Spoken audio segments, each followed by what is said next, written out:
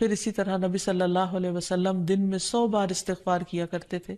تو اس لیے ہم سب کو بھی کثرت سے استغفار کرنی چاہیے.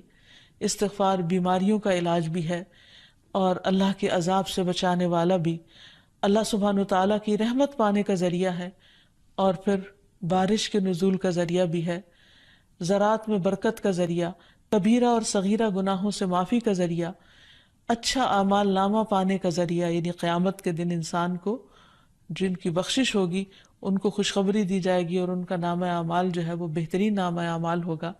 پھر جنت میں درجات کی بلندی استغفار کی وجہ سے ہوگی.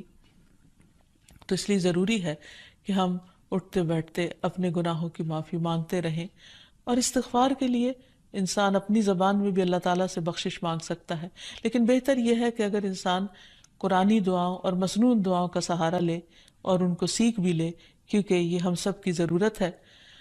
سورۃ نوح میں اللہ سبحانہ وتعالیٰ فرماتے ہیں، حضرت نوح علیہ السلام نے اپنی قوم کو استغفار کرنے کو کہا، اور کیا کہا؟ فَقُلْتُ اسْتَغْفِرُوا رَبَّكُمْ، میں نے اپنی قوم سے کہا کہ اپنے رب سے استغفار کرو، اپنے رب سے معافی مانگو. تو نتیجہ کیا ہوگا؟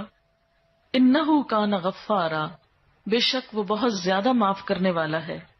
يُرْسِلِ السَّمَاءَ عَلَيْكُمْ مِدْرَارًا، تم پر آسمان سے خوب بارشیں برسائے گا، آسمان کو تم پر برسنے والا بنا دے گا. وَيُمْدِدْكُمْ بِأَمْوَالٍ وَبَنِينَ، تمہیں مال اور بیٹوں سے مدد دے گا. وَيَجْعَلْ لَكُمْ جَنَّاتٍ، تمہارے لیے باغات بنائے گا. وَيَجْعَلْ لَكُمْ أَنْهَارًا، اور تمہارے لیے نہریں جاری کر دے گا. آپ دیکھیں کہ ایک انسان کی خواہش کیا ہوتی ہے کہ اس کو کیا کچھ ملے، یعنی رہنے کا مقام اور حالات جو ہیں وہ پرسکون ہو. پھر اس کے بعد یہ کہ مال ہوں، بیٹے ہوں، باغ ہوں، اور زندگی کی اور آرائشیں اور نعمتیں ہوں. یہ ساری چیزیں کہاں سے ملتی ہیں، کیسے ملتی ہیں؟ استغفار سے ملتی ہیں. عام طور پر لوگ پریشان ہوتے ہیں، دکھی ہوتے ہیں. مثلا ایک شخص ایک بزرگ کی محفل میں آیا اور اس نے کہا کہ میرے حالات بہت تنگ ہیں، مجھے بہت پریشانی ہے، میرا رزق بہت تنگ ہے، تو آپ مجھے کوئی وظیفہ بتائیے. تو انہوں نے اس کو کہا کہ کثرت سے استغفار پڑھو. دوسرا آیا، اس نے کہا بچوں کی شادی نہیں ہوتی، تو آپ نے اس کو بھی کیا بتایا کہ کثرت سے استغفار کرو. تیسرا آیا تو کہنے لگا کہ بہت قحط سالی ہے، فصلیں اچھی نہیں ہوتی، تو آپ نے اس کو بھی استغفار کا بتایا.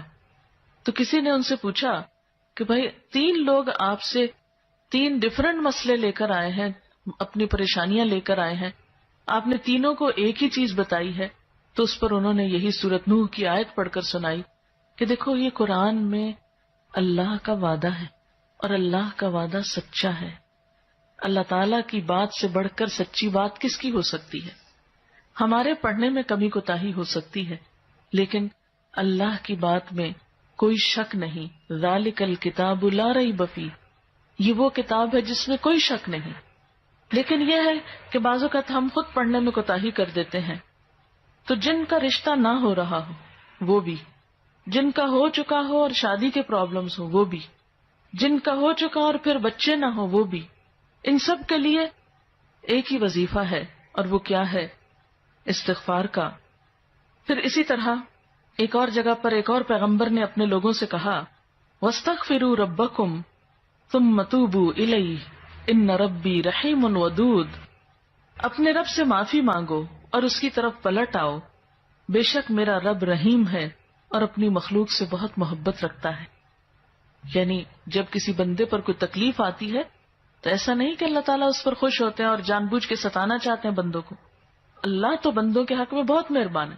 پھر سوال یہ پیدا ہوتا ہے کہ تکلیف آتی کیوں؟ اگر وہ ہم سے محبت کرتا ہے اور وہ بہت مہربان ہے. تو بات یہ ہے کہ کچھ چیزیں ہم اچھے حالات میں سیکھتے ہیں اور کچھ چیزیں ہم ہارڈ شپ سے سیکھتے ہیں. کچھ نعمتوں کی قدر ہم اچھے طریقے سے ویسے ہی کر لیتے ہیں، اور کچھ چیزوں کی قدر ہمیں اس وقت آتی ہے جب کوئی مشکل پیش آتی ہے. آپ دیکھیے کہ اس کی مثال یوں ہی ہے کہ جیسے کچھ کھانے آپ کچے ہی کھا لیتے ہیں، جیسے فروٹس وغیرہ ہیں، آپ کو پکانے کی ضرورت نہیں ہوتی، لیکن کچھ کھانے آپ کو پکا کر کھانے ہوتے ہیں. اسی طرح زندگی میں کچھ حالات ایسے ہوتے ہیں کہ جن میں آپ آرام سے سیکھ جاتے ہیں، یا کچھ باتیں آپ کو بغیر کسی مشکل کے سمجھ میں آ جاتی ہیں، لیکن کچھ باتیں آپ کو مشکل آنے پر سمجھ آتی ہیں.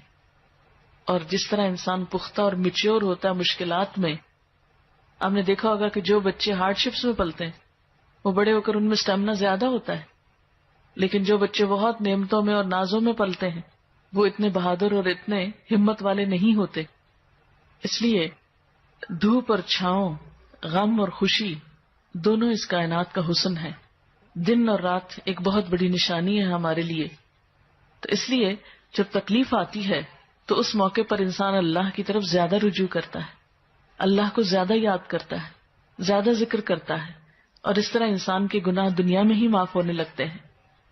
ایک اور جگہ پر آتا ہے وَأَنِ اسْتَغْفِرُوا رَبَّكُمْ ثُمَّ تُوبُوا إِلَيْهِ يُمَتِّعْكُمْ مَتَاعًا حَسَنًا، اور یہ کہ تم اپنے رب سے معافی چاہو اور اس کی طرف پلٹ آؤ تو وہ تم کو اچھا ساوانی زندگی دے گا. یعنی دنیا کی اچھی نعمتیں کس سے ملیں گی؟ استغفار سے.